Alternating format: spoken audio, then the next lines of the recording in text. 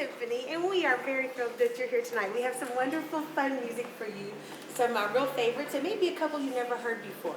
So we're going to start tonight's concert. It's the year 1749, and we're in London, and you are attending the premiere of Handel's latest oratorio, Solomon, and it's based on the biblical story of Solomon. And tonight we're going to play for you the moment in the oratorio where the Queen of Sheba has come from her lands, and she's disembarking from her ships and entering the kingdom of Solomon. And he wants it to be very impressive and very lush and beautiful for her. So you hear this wonderful regal theme. You can kind of picture her queen disembarking from her ship and coming in onto shore. So it's really wonderful. So a lot of people think that oratorios are like the ancestors of operas, that operas grew from them. And that's what I think a lot of people think. But actually, oratorios and operas existed at the same time, and both became very popular in the Baroque era. The difference between them is oratorios were typically performed in a church, and they're based on sacred texts, like our Solomon tonight. And of course, because they were in churches, they didn't use costumes, and they didn't do any staging or use of props or anything like that.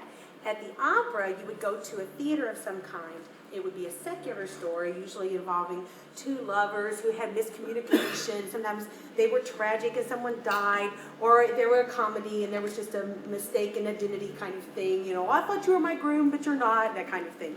And of course, those did have costuming and staging and props. So that's really the only difference. You would have gone to a church for the oratorio and seen an orchestra and singers as chorus and singers as soloists. But this is an instrumental part of it where the Queen of Sheba is entering. So, entrance of the Queen of Sheba.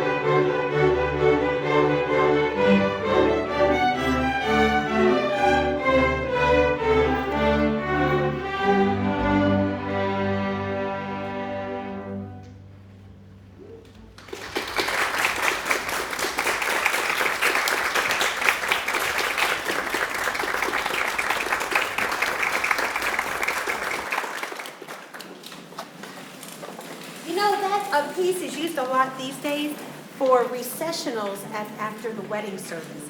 And I've often wondered what grooms think about that. It's the entrance of the Queen of Sheba. That's starting off their marriage. I'm not sure. I'm not sure my husband would have liked that at our wedding. Would have set a bad tone maybe for the future.